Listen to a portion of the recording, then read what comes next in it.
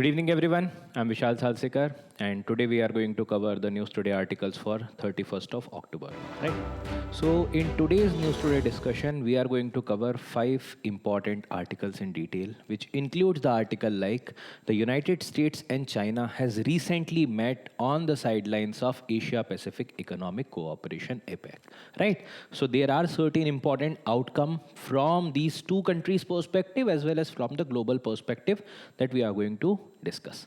Next is regarding the ocean-based CCUS process, which is carbon capture and utilization, right? So there are multiple processes with respect to that, how the global carbon or basically the carbon that is available in the atmosphere can be sequestered and can be transported beneath the ocean surface or beneath the land surface. There are certain processes attached to it. So we are going to discuss about those particular ocean-based CCUS processes, right?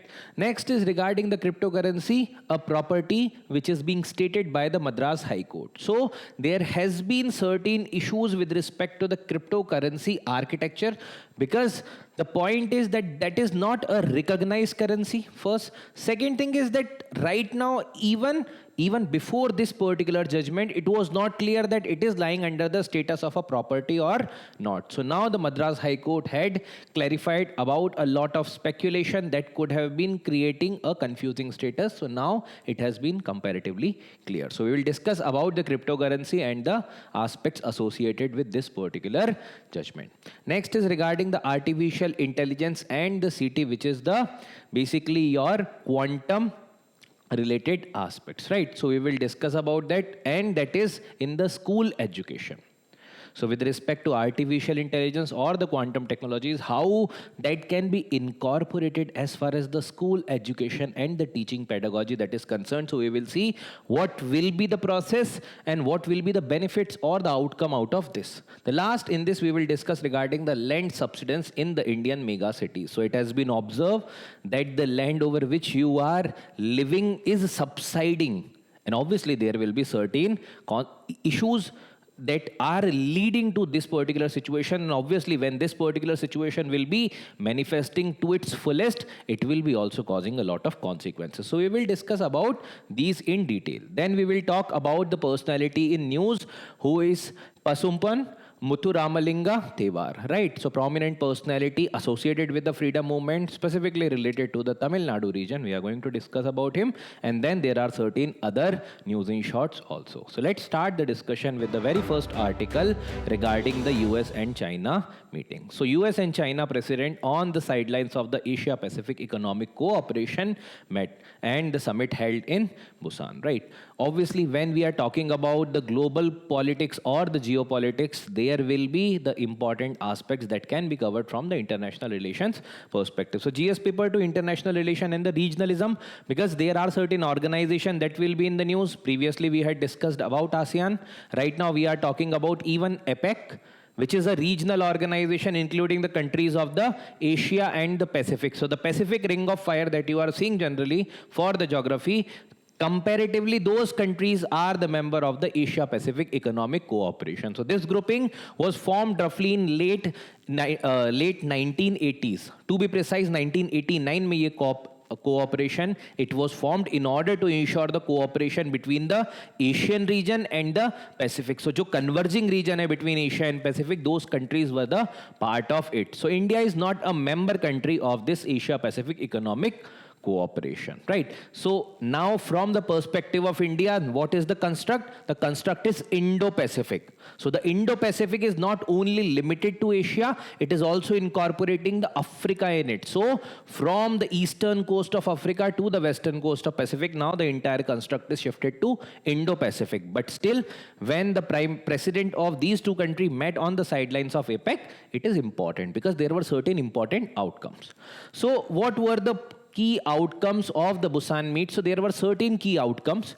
The first outcome was regarding the US agreed to reduce the tariff, punishing China for the flow of fentanyl into the US by 10%. Now see, we have already talked about the fentanyl and the associated issue. So it is a opioid or a synthetic drug which is having the similar kind of properties but more intense or more potent drug like the other opioids. ठीक है. So basically in order to utilize, so in the form of certain opioids, this fentanyl is also being utilized, but in the United States many such instances are being observed that there is even death that is being caused because of this fentanyl, and hence there have been, when the China is one of the major supplier of the fentanyl even illegally, so in that particular case there were tariffs that were imposed.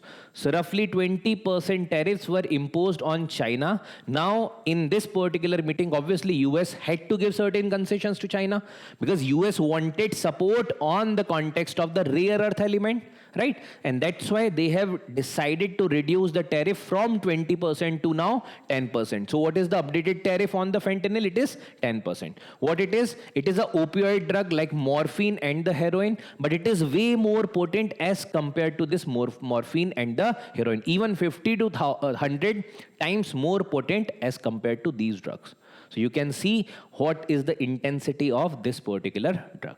The next they have agreed for is to extend the 1 more year pause on the export control of the rare earth element. So a few days back, I have entirely discussed this particular topic, and you can watch this particular video on the YouTube channel where I have discussed regarding the rare earth element related monopoly of China. There I have entirely deconstructed. So you can just visit the channel and you can watch this video entirely. You will get a clear idea about how China has built up the monopoly over a period of time. But when China has already built up the monopoly, when China is processing 90% of the rare earth element, in that cases, when China is utilizing it as a tool, कि भाई if you are imposing something on us, we will not supply the rare earth element to you. So in that particular cases, China agreed now with the cooperation of United States कि भाई we will not impose the export control for 1 year. मतलब whatever export control they were putting, that will be halted for 1 year. What benefit it is going to do? So US में, when the companies which were manufacturing, let's say, the different type of radars, different platform, fighter aircraft, missiles, and many other technological equipment, and almost all of these are utilizing the rare earth element. So if there is supply of the rare earth element, obviously those companies are going to produce those things in general, and that will be helped by China, that China is not going to control the export of the rare earth element. Now what are these rare earth elements? So there are 15 from the lanthanide series, and apart from that there are 2 other elements. So it is a group of basically 17 elements. So the rarity does not come from their presence in the earth crust, but the rarity is the way they are being extracted and they are being found. So वो जो concentration which is needed in order to extract those particular material, that particular concentration is generally not available on the earth, and that is found in the scattered manner, and that's why, and that's where the rarity comes in the name of the rare earth element. Okay. Next, the US president dubbed the meeting as the G2. Now what does G2 represent? So you might have seen G20, you might have seen G7, G8, like these countries, right? What is G2? Means basically these are the 2 prominent power.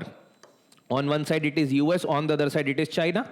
Now they are dubbed as the major power which are responsible for the now global good. That means whether it is the global economy, whether it is global polity. Like previously during the time period of Cold War, so Cold War mein who were the 2 pole? During the Cold War it was the US versus USSR. But rather than cooperation, they were against each other, they were 2 pole. But here right now they are talking about that these 2 countries can cooperate in order to ensure the betterment of the world. Now this particular term was first popularized by the American economist C.F. Bernstein in 2005, and that particular time pe China was not the way China it is presently, but there was potential that was being recognized by the economist and many other people, and now China became the 2nd largest economy and soon to surpass even the United States. So the chances are very high that these 2 countries, roughly for let's say a decade more, will be the more powerful countries, and they are bound to conflict and that's why they have to cooperate also at some times. So joint responsibility on the economic governance, trade imbalances, and the global problem solving. So previously, what task used to be done by US and USSR means keeping in check their own bloc. Now the polarity cannot be exactly like the bipolarity of the Cold War time period, but to some extent we can see that if the US is posing certain specific policies, let's say the tariff policy, China is also retaliating. China has put the export control policy, and in that manner, now the bipolarity can be manifested. So this is the way it is being highlighted by President Trump, recognizing this as G2. That also means that now US formally recognizes China as the global power, because this represents कि भाई देखो एक power तो हमें, another power is China. That means US is now keeping China as its equivalent. Now, what will be the impact of the outcomes that we have seen?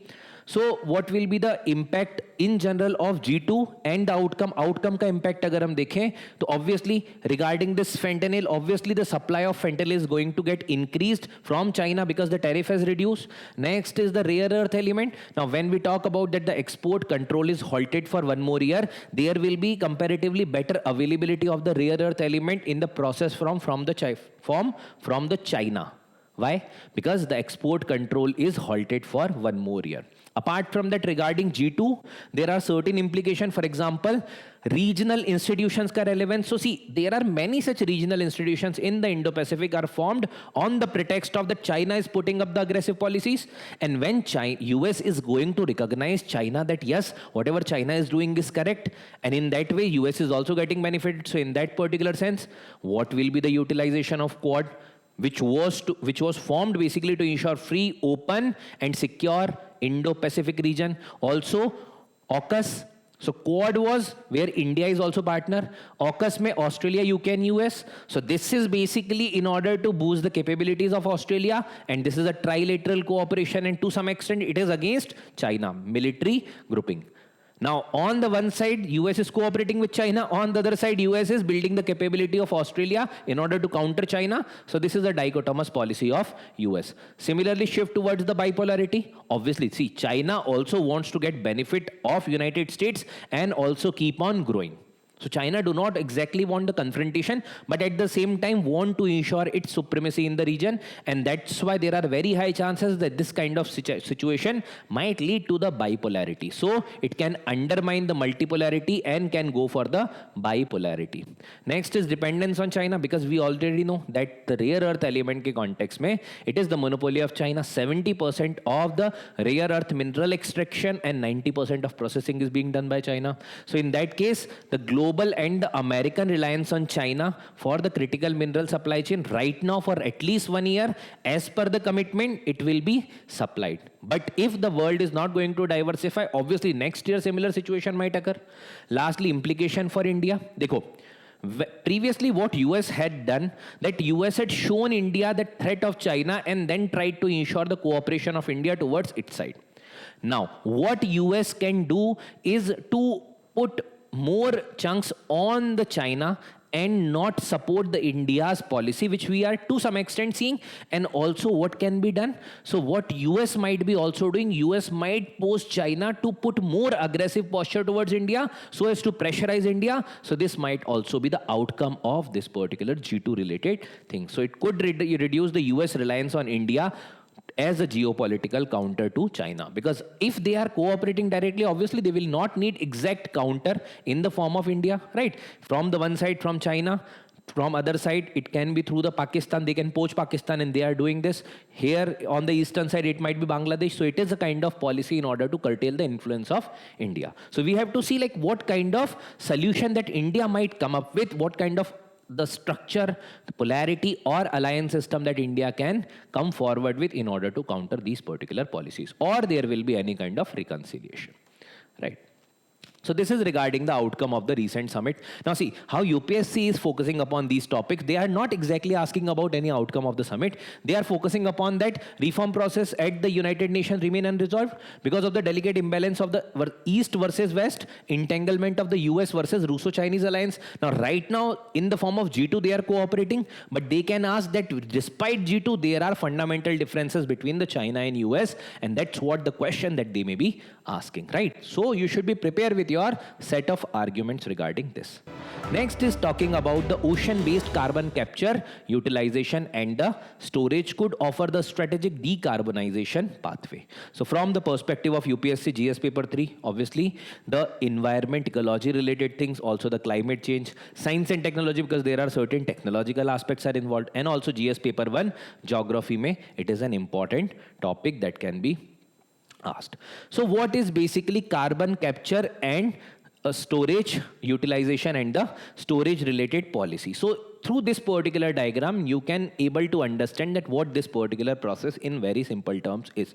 So see, we know that there are certain polluting industry. So the pollution is inevitable thing. We can reduce to some extent, but yes, to some amount, the pollution will be there. What we can do is to capture that particular greenhouse gas emission from the industries, from those point sources, jahan hame pata hai ki these sources are emitting in the form of the greenhouse gases, we can capture that. And then what we can do, once capture, we can compress these. So through compression, the air or the gases will be compressed to the lower volume. And when lower or the lesser volume, it will be easy to transport through the pipeline under the extreme pressure and extremely low temperature. It can be either converted into the liquid form and then it can be transported through the pipelines that are available for that, and through that particular transportation mechanism, either it can be stored beneath the ocean floor or it can be stored even at certain other places. For example, beneath the ground floor, like in the aquifers also,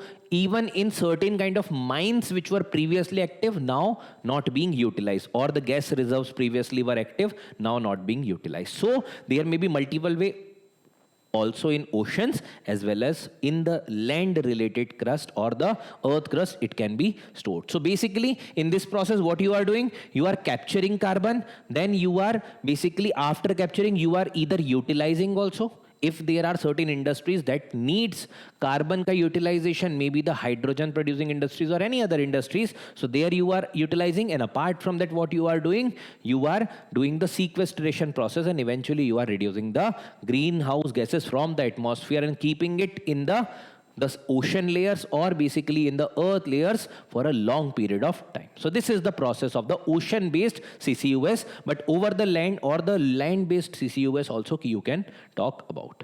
Now, what are the key techniques? Because see, obviously there will be certain techniques that has to be utilized in order to perform this carbon capture, utilization, sequestration related things. So what will be these particular processes? First is the ocean alkalinity enhancement, OAE.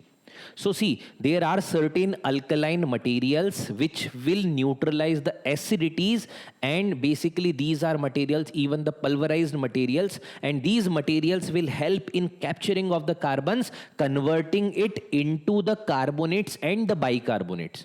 And when that is being converted into the carbonates and bicarbonate, now they can be stored in the ocean in the form of the alkaline water. Right, so in the form of the bicarbonates and the carbonate ions that can be stored. So this is one such methodology. The next is regarding the ocean fertilization. Sometimes it is also known as the generally iron fertilization. What is iron fertilization here? Suppose karo this is an iron bar, you will be converting this particular iron bar into, let's say, a very very small matlab ne ki chunks wala powder, and that particular powder is spread over the ocean region, and that will lead to the development of the phytoplanktons, and that will accelerate the photosynthesis activities, and this ocean fertilization is going to promote the growth of phytoplankton. Phytoplankton means those particular marine organisms that will be able to do the photosynthesis by themselves, and when they are doing photosynthesis, obviously they will capture the carbon dioxide, and through this you are going to capture the carbon dioxide, store it obviously in the form of the phytoplanktons. Next is the biological carbon capture. So again, in the form of the biological carbon capture, in the form of, like, let's say again, not exactly from the ocean fertilization process, but through the natural processes, maybe the mangroves, maybe the coral reef, or any other processes, if the algal related things can be generated, or any other way may, if there is carbon that can be captured, that is the blue carbon sink that can be created, that will increase the photosynthesis activity, and that will also capture the carbon from the atmosphere and keep it in the ocean surface. So these are certain processes or the techniques that can be utilized in order to capture the carbon, sequester the carbon in the ocean surfaces. Now, what are the benefits? Obviously, when you are capturing the carbon from the atmosphere, it is going to provide the storage of the carbon, and the benefit with these particular storages, it is a long-term storage. So when we talk about this, up to roughly 1 lakh here, when we talk about the processes like ocean alkalinity enhancement, these can keep the carbon dioxide controlled in that particular region for roughly 1 lakh years. So that poses a benefit with respect to this process. Apart from that, when we talk about ocean, the large amount of ocean gives a lot of opportunities with respect to this. So vast storage capacity that is there. So it is storing 50 times more capable than the atmosphere. So jitna carbon atmosphere mein available hai, more than 50 times capability is available with the ocean. So if we utilize it properly, even a fraction of this, that will resolve the problem of the greenhouse gases availability. Next is the safety and scalability. So safety, because now it is no more that much available in the atmosphere, so the issues that are going to be created because of the large amount of the GHGs, that will reduce. And scalability, because the vast ocean availability, that can give a scalable aspect, because if it is successful at certain patch, obviously it can be further scalable, and that will ensure the benefit of this. So at low temperature and high pressure will ensure the compaction and reduction of volume, and in the low temperature it can be converted into the liquid form. So it will be more stable, and that can be stored for a long period of time. So it can be stored in the liquid form. Next is carbon utilization. Sometimes certain industries also need for certain processes carbon. So that carbon, when transported, that can be utilized also. So basically you need not to go for the other resources. You have already available carbon in order to utilize. Next is climate mitigation. So the reduction of carbon dioxide can be achieved. This is one such data. So that can be achieved if we are going to utilize this particular process. And when we talk specifically from the perspective of India, India has the net zero target of carbon. That means जितना हम produce कर रहे हैं उतना ही हम लोग capture and सीक्वेस्टर भी कर रहे हैं. That means net zero. We are not adding any carbon in the atmosphere. So that particular target can be achieved by 2070 if we are going to utilize these processes. And also sustainable blue growth means the ocean related economy, ocean related environmental benefits all can be unplugged if these processes are going to be utilized in a proper manner, right? Now, the previous year question like this, UPSC asked, in the context of mitigation, the impeding global warming due to the anthropogenic emissions of the carbon dioxide, which of the following can be the potential site for the carbon sequestration? These three are mentioned. Try and identify that which particular statement will be correct and which answer will be correct in this particular question's regard. Next is regarding the Madras High Court's judgment regarding the cryptocurrency's recognition as the property. So the Madras High Court becomes the first to recognize cryptocurrency as the property. What type of property? Is it a tangible? No, it is an intangible property. But yes, the features of property are there with the cryptocurrency, and that can pave the way ahead for the legislation and the other status with respect to the cryptocurrency. So the syllabus paper, if you see with respect to which particular paper of UPSC, so GS paper 2, governance, constitution, polity, because when we talk about the interpretation by the constitutional courts, including the High Court and Supreme Court, it is important. Also GS paper 3, because in economy it is directly related. Science and technology, the cryptocurrency and the blockchain technology, it is directly related, right? And also for internal security, because as the cryptocurrency is increasing, even the chances of going for the money laundering with the more advanced methodology, there are chances that are very, very high. Now, what is the context as well as the cases regarding this? So what has happened recently, that there was a case regarding the Ruti Kumari versus Zanmai Labs Private Limited. So in that particular case, what was the story behind the same? Story was that the person has purchased the cryptocurrency and later on the cryptocurrency value also got increased. But क्या हुआ? There was this particular massive cyber attack, and in the massive cyber attack those particular digital assets were frozen. अब जब वो freeze कर दिए गए, that means the person cannot take out his or her amount. So in that case, what Madras High Court had provided a protection to the investor whose digital assets were frozen. The Madras High Court has provided the protection to that particular person, saying that it is the property and the person who has possessed the property has right regarding that particular property. Disposing also is the right under that.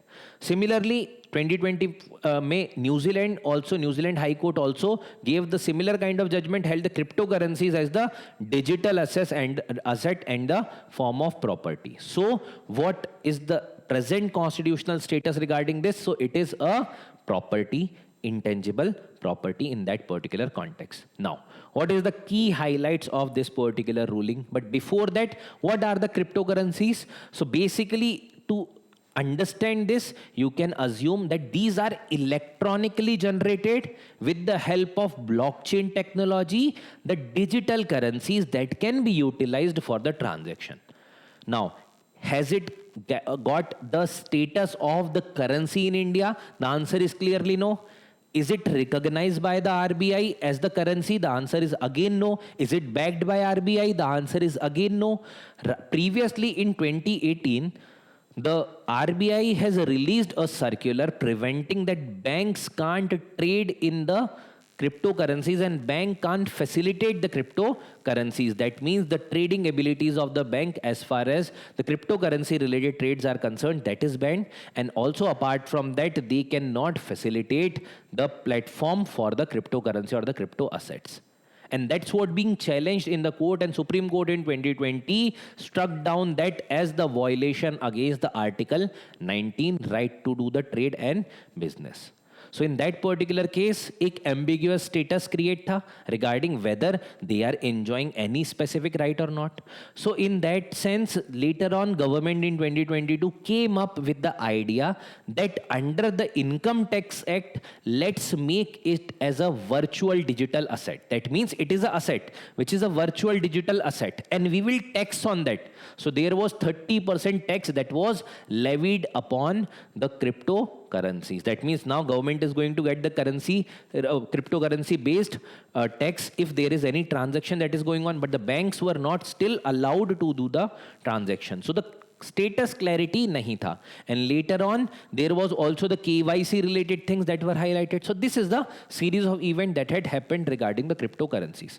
So what is the nature of cryptocurrency? As of now, it is property after this particular judgment, which is capable of being enjoyed, possessed, and being held in the trust. That means whatever thing you are doing with the property, let's say if I am possessing this particular table, then whatever I want to do with this particular table, I can do, right? So that I can do, the capable of being enjoyed, possessed, or being held in the trust. Next is legal clarification.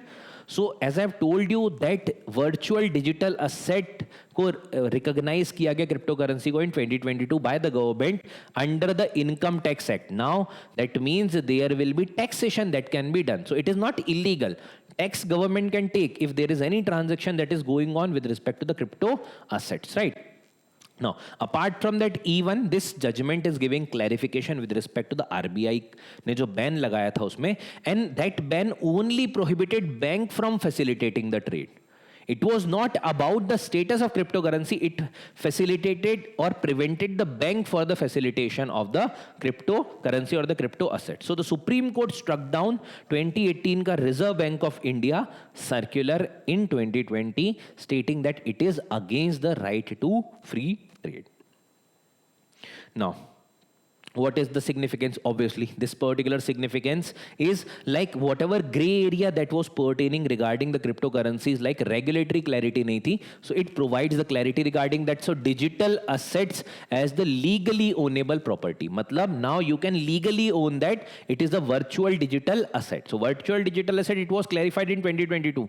But then by this particular clarification, it is now a legally ownable property. So it is a legally owned property also. also. It also protects investor because suppose if you have taken or purchased certain cryptocurrency, now the status is unclear that whether it is virtual digital asset, is it your possession, or maybe arbitrarily that particular company can freeze your asset. So now it is mentioned that investor ki property hai, and if there are any grievances, this investor can go against that. So traditional remedies related to property, whatever remedies are available, that will also be available in the case of the crypto assets.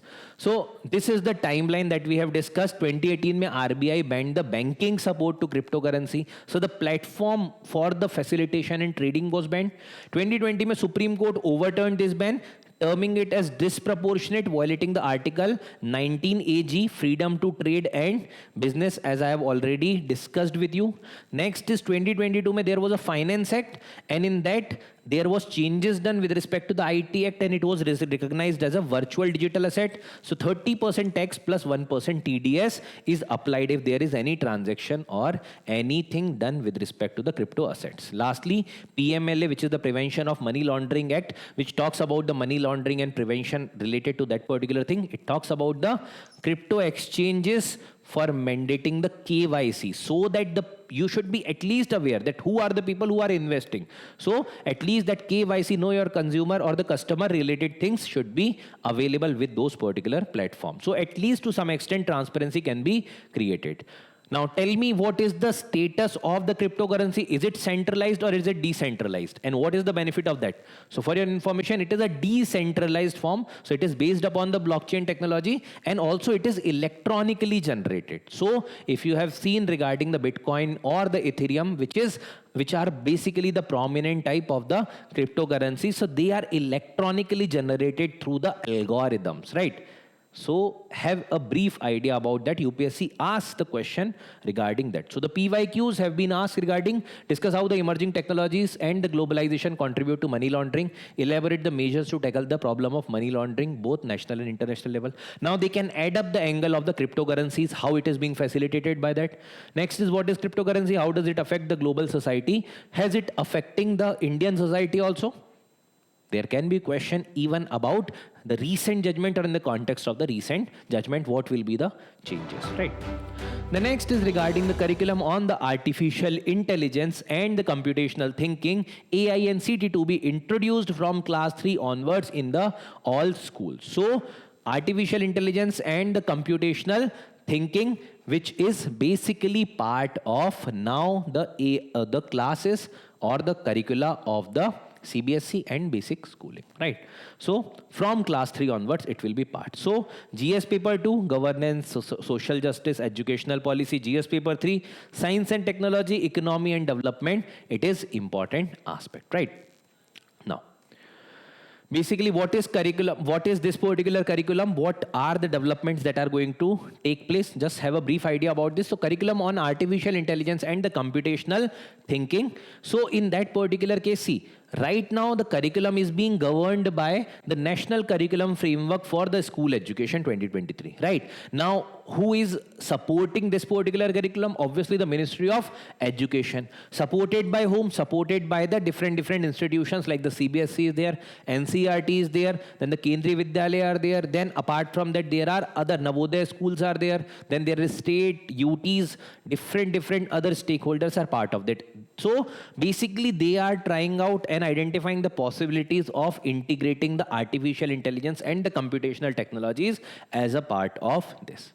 Next, the CBSE Expert Committee, chaired by Professor Karthik Raman from IIT Madras. He is also being tasked to develop, or provided the task to develop, the artificial intelligence and the computational technologies or the computational thinking related aspects that can be incorporated in the part of your national curriculum framework, right? Apart from the teacher training, because see, how you are going to teach students regarding the artificial intelligence and the computational thinking if you yourself are not aware about the basics of that, how to identify a problem, how to deconstruct that problem, how to ensure that you are going to address the most important things in a prioritized manner, and also basically produce an algorithm based upon that and solve or provide the solution regarding that. So in that particular case, teacher training is also very important. It is a mammoth task.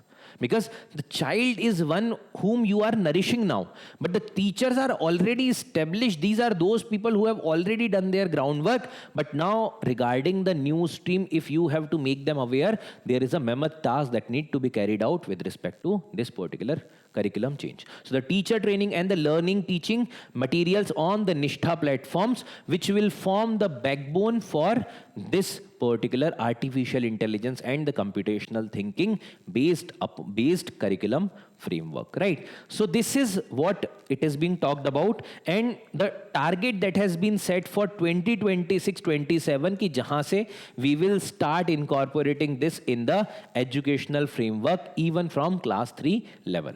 Now, what will be the role and what is the importance of this? Now see, it is undeniable that present age is the age of artificial intelligence. Even if you believe it, even if you utilize it or not, there is the progress going on with respect to the artificial intelligence, even the computational thinking or any other aspects regarding this.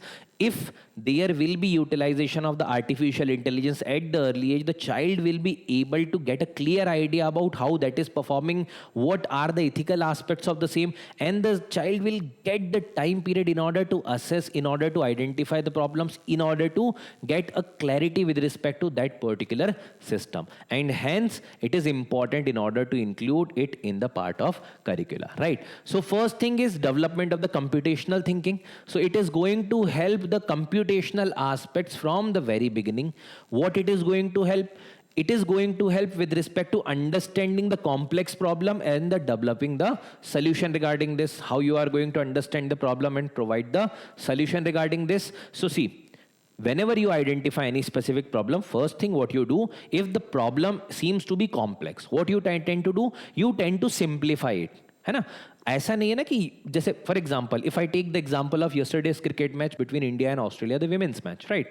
So in that match if the target was thought as की 338 was the target and we are chasing, and suppose करो if the both the openers are down, now in that particular case if the other people might have thought कि भाई 338 is the target, we should start hitting on each and every ball so that the pressure should not be mount. But in that particular thing, first you are going to cost with the wicket also. So in that sense, what you have to do, first you have to break down this complex thing. Ki bhai dekho, if the target is 338, let's divide it into the blocks of 50, 50, 50, 50, 50, and then last 38 runs. So you will try to reach to certain targets ki we can go by doing the run ball wala thing to some extent, and then we will accelerate our pace so that pressure should also not mount, but we should also not cost wicket.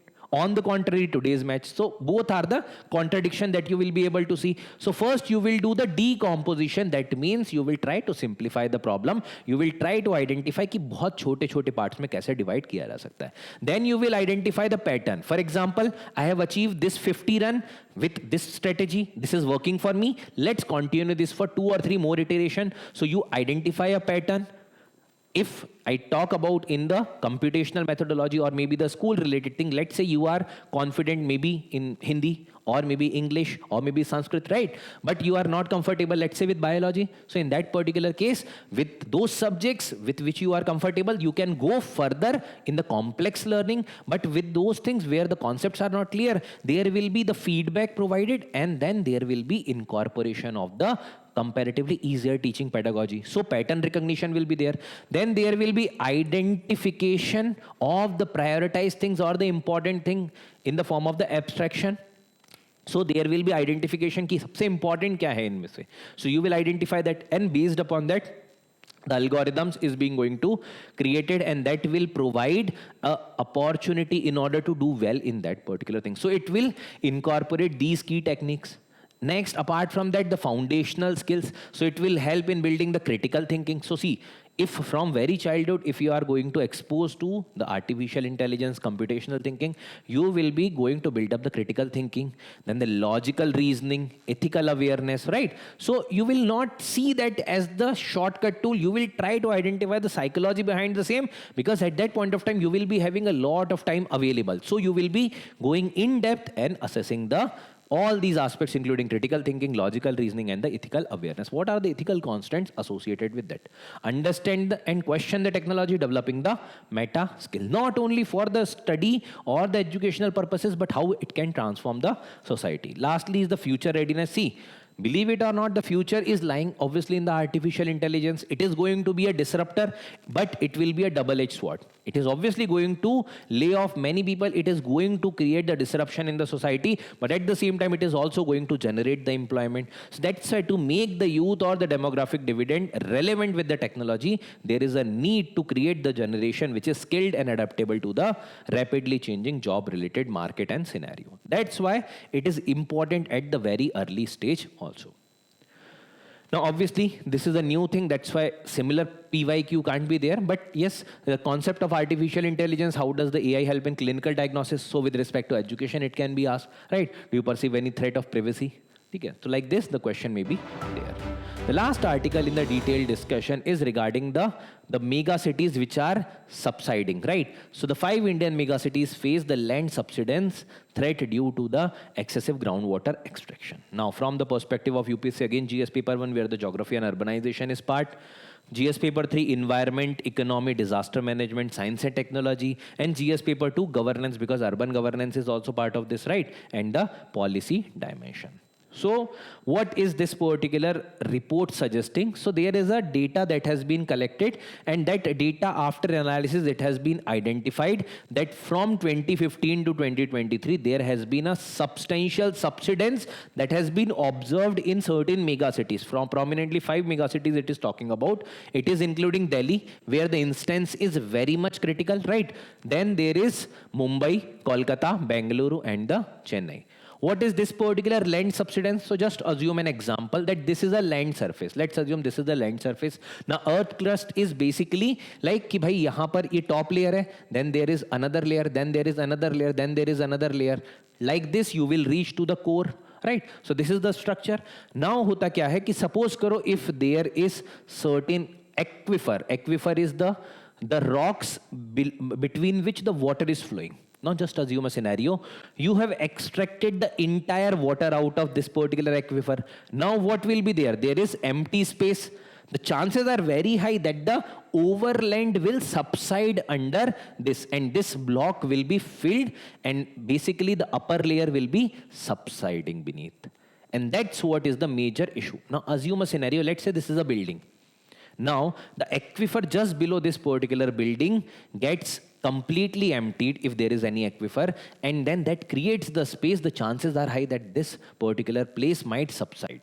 Obviously, this is not a sudden phenomena in general, but it can also be there, right? And that will create a lot of disastrous situation. So that's what is being talked about as a part of this particular report. So the report says that it is impacting nearly 80 million people, with Delhi highest sinking rate of 51 mm annually. That means 51 millimeter it is subsiding. The land is subsiding in Delhi, majority of the regions mein. Now, it is also causing a wider pattern. For example, let's say this is a land. Now, suppose करो, ऐसा तो नहीं है कि everywhere it is the similar kind of aquifer. And sometime if let's say this is a plate, you might have seen seesaw, right? So suppose करो यहाँ पर aquifer था and that is emptied. Now here it was a complete single rock, right? So अगर यहाँ subside होता है, so this rock will like कि here it will uplift, here it will subside.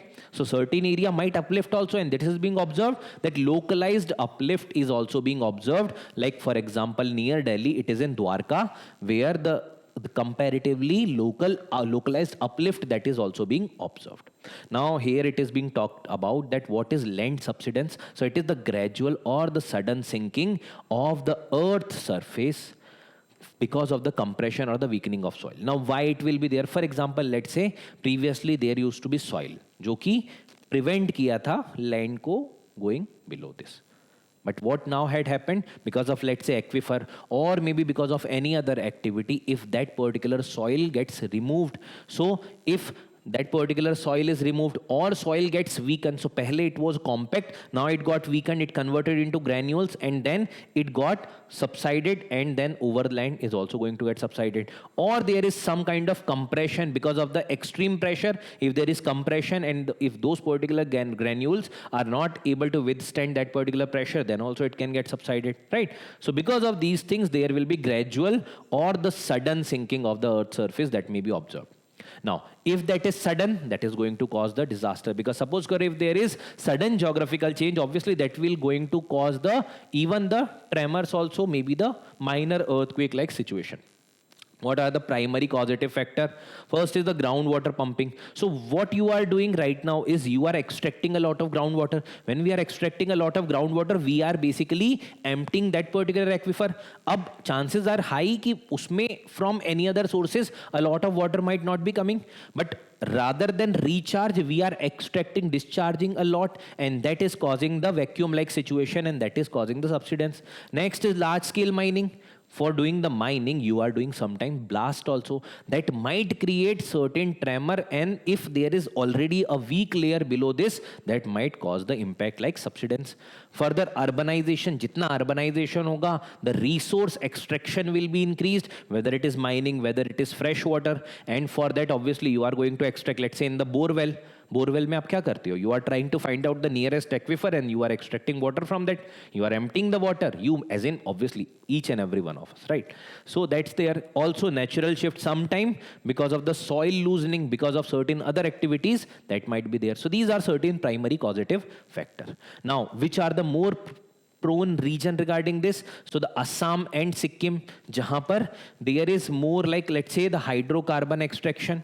So hydrocarbon extraction mein you are going beneath the earth's surface, you are trying to extract. Sometimes you are using the blast, sometimes you are using drilling, and in that particular cases mein chances are high that you will damage the aquifer, and that may also get punctured, right? Also Himalayan towns like Joshimath.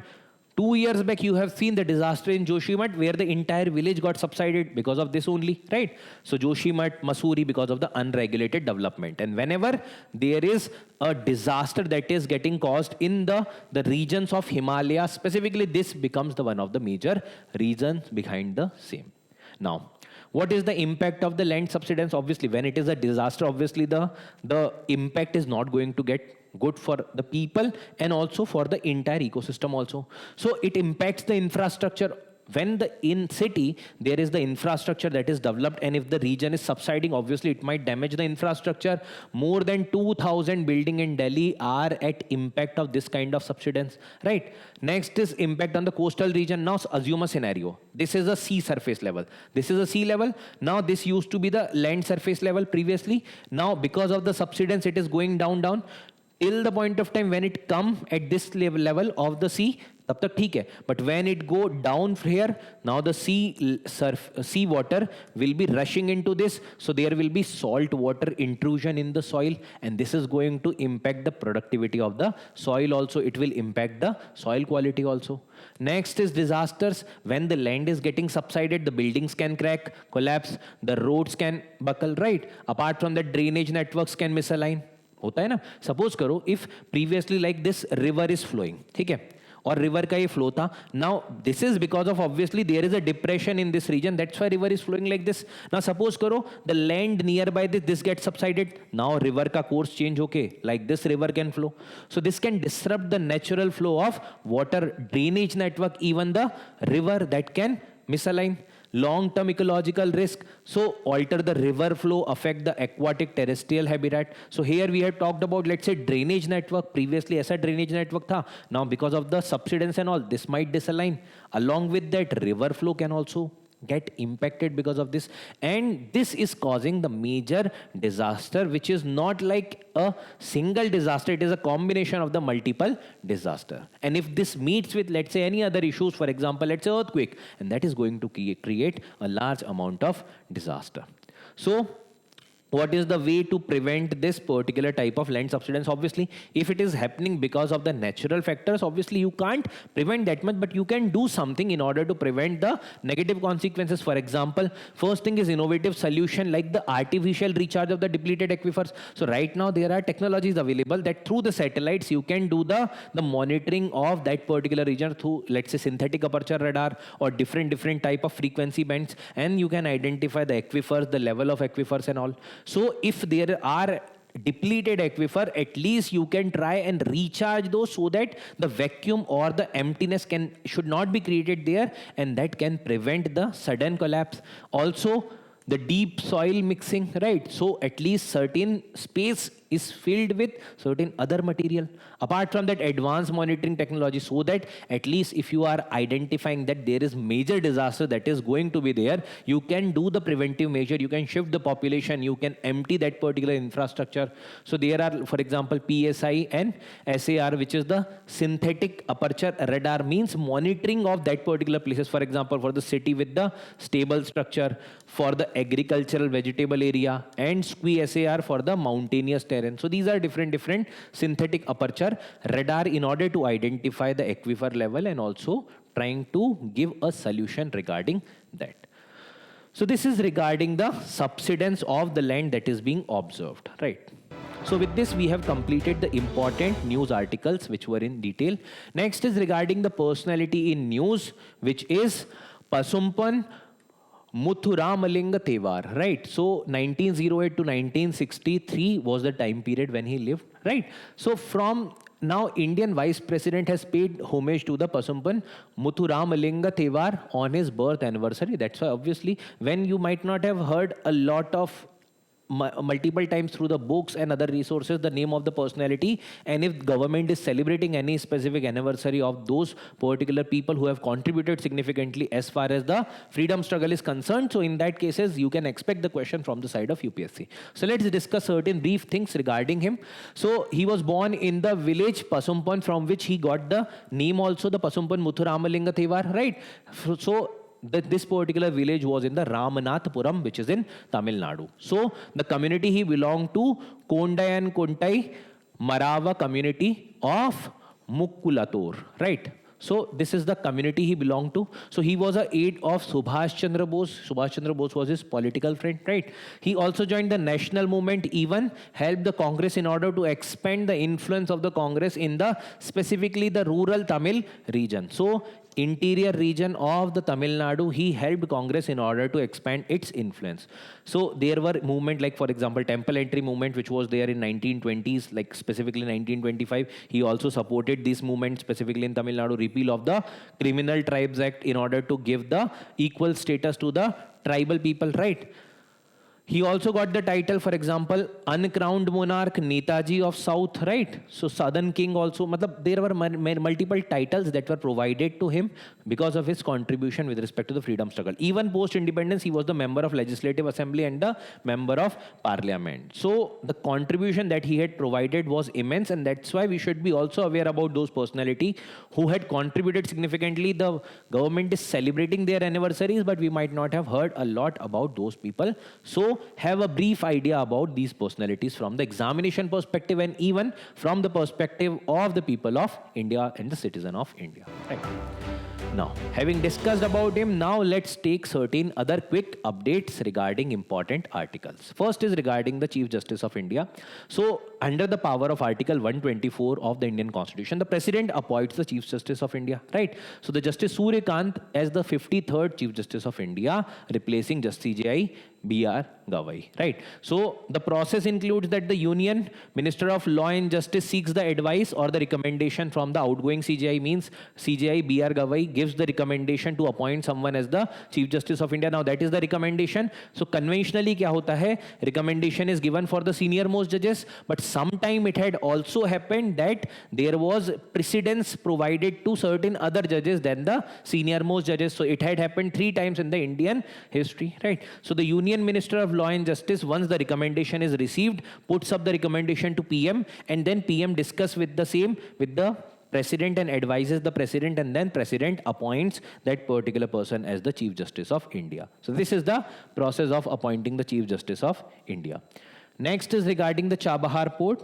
So India has got the 6 months extension from the US sanctions, like waiver it has got for the Chabahar port related operations in Iran. So this is the Chabahar port, this is the location of Chabahar port. Now this is India, right? So from India, in order to counter the Gwadar port of Pakistan, which is being developed by China, this Chabahar was the ultimate strategy in order to counter or provide a shadow to this particular port. Now this is also facilitating its access to Afghanistan, because through Iran, Zaranj-Dilaram highway se it is connected to the prominent cities of Afghanistan, and from here it can supply a lot of things which were being hindered by the direct geographical connectivity which is prevented by the illegally occupied Kashmir region by the Pakistan, right? So in that case, the Sistan Baluchistan province on the Makran coast of southeastern part of Iran. So this is the location. So southeastern part of Iran, Makran coast par hai, right? And it is situated in the Gulf of Oman, broadly the part of the Arabian Sea. And here you can see this particular region, this is the Strait of Hormuz. So when Iran and Israel ka war chal raha tha, in that particular place pe, this region was in the news again and again, because Iran was threatening that we will close the Strait of Hormuz. Here it is the Persian Gulf, which is very rich as far as the oil and natural gas is concerned, right? So it is only deep sea port in Iran which is having direct ocean access. You can see it is having direct the ocean access. Then two terminals are there, Shahid Beheshti and the Shahid Kalantri. These are two terminals that is being operated. It is also the part of the proposed international north-south transportation corridor.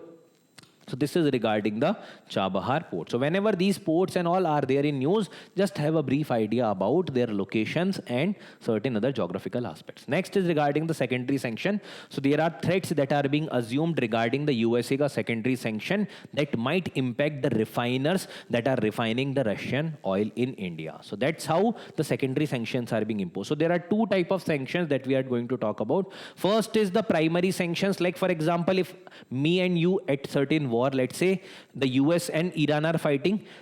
If US want to punish Iran, US puts sanctions on Iran, directly on Iran because of the Iran's issues, and that's what is the primary sanctions in the maybe in the form of, let's say, the export control, in the form of embargo, or in the form of, let's say, trade control they are doing. So the international trade restrictions will be imposed. And the secondary sanction is that whoever is trading with Iran, unpe, matlab third countries which are not directly in the spectrum but doing the trade with the other countries where you are imposing sanctions. So in these cases, like for example, if India is doing trade with Iran, India is doing trade with Russia, and on Russia, if it is primary sanction, it will be secondary sanctions on India. So like this, these are the sanctions. So it serves as the force multiplier for the primary sanctions. मतलब primary sanctions को और aggravate करने के लिए this strategy is being utilized.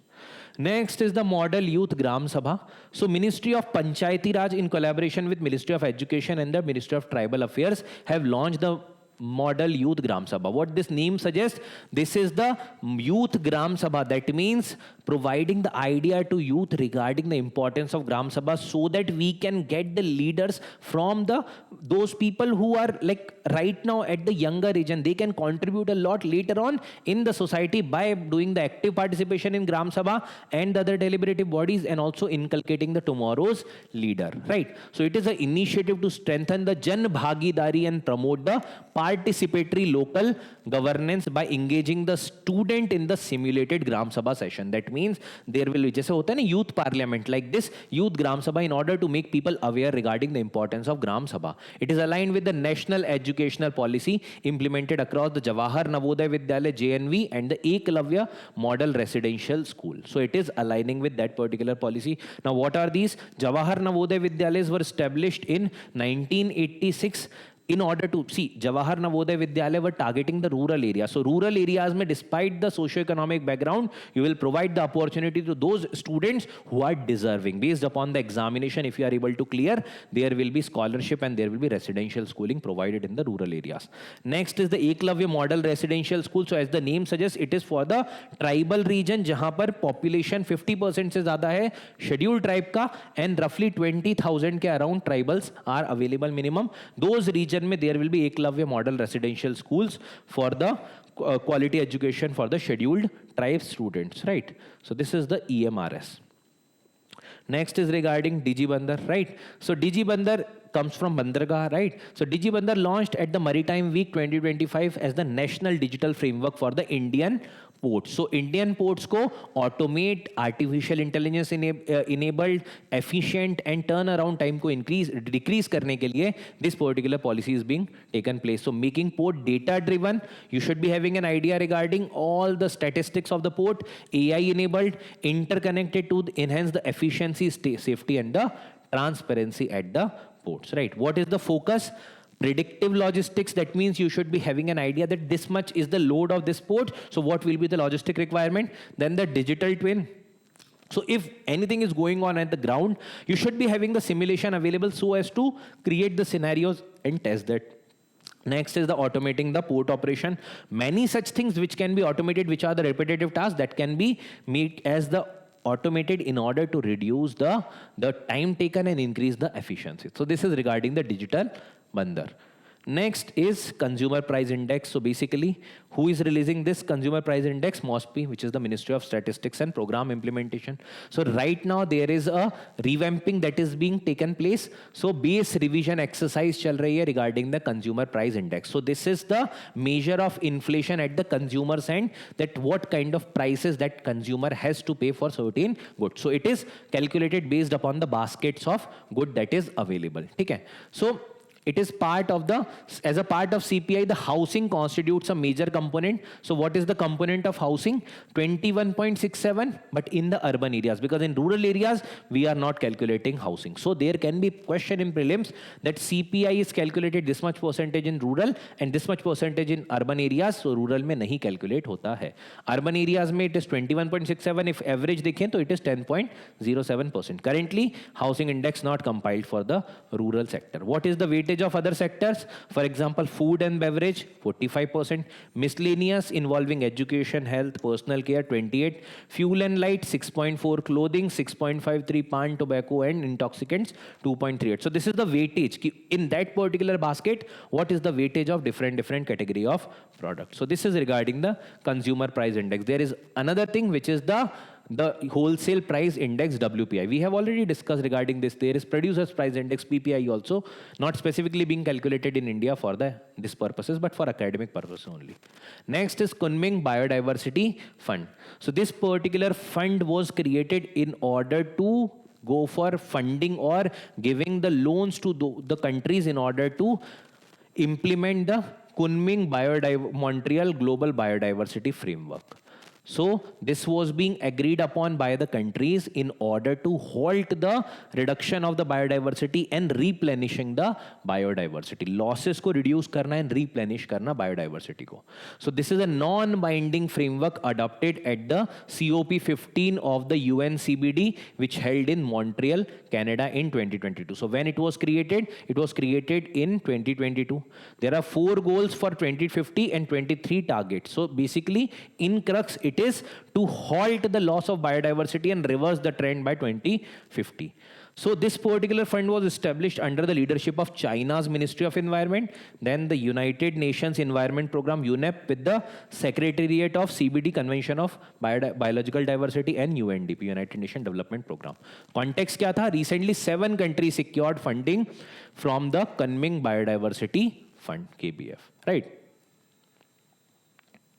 Next is regarding the ecological drought. So the IIT Kharagpur study highlights that the ecologically fragile forest of the Western Ghats, Himalaya, Northeast, along with the cropland in the central India are increasingly facing ecological drought. So when we talk about the ecological drought, that means the vegetations are facing the severe conditions where the moisture content is getting reduced, even their growth is getting compromised, right? So it is the prolonged moisture deficit disrupting the ecosystem structure, biodiversity and the carbon balance. Now suppose karo, if there is no proper moisture available, obviously how you are going to ensure the photosynthesis, and then there will be harsh condition that will be developed. Even that will lead to the more amount of the forest fires driven by the natural phenomena such as lack of rainfall, warming of the temperature, even warming of the ocean, right? So like this is causing the ecological droughts. So it is reducing plant growth, local species will extinct because they are reliant on moisture. If there is no moisture or lack of moisture,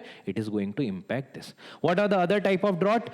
meteorological drought, this is based upon the rainfall content. So meteorological is based upon the rainfall, kitna rainfall ho raha hai. Agricultural drought, it is basically based upon ki what is the impact on the agricultural crop yield and all, right? So that is agricultural drought. Hydrological, that is depending upon the sources of water, for example the over the land sources and the underground sources of water, that particular sources are getting depleted, that is the hydrological drought. And the socio-economic, when that is impacting, lack of water or the availability of water is impacting the people in general, that is the socio-economic. So drought should not be think from the perspective of just the lack of rainfall. There are many other type of the droughts that are there. You will read this in the static also. Okay. So with this, we have completed the current affairs discussion for 31st of October. I hope whatever we have discussed is clear to you. Certain articles were discussed in more detail in order to give you more clarity about those things where the probability is very, very high to be asked in the examination. Okay? So there must be certain question on your screen. Try to attempt and also try to visit this particular portal, Digital Current Affairs portal, in order to get more benefits regarding current affairs. Also, I have recommended you one video regarding the rare earth element. Do watch this in order to get clear idea about the rare earth elements and the policy of China and the monopoly of China. So thank you everyone. We'll meet again. Have a great day.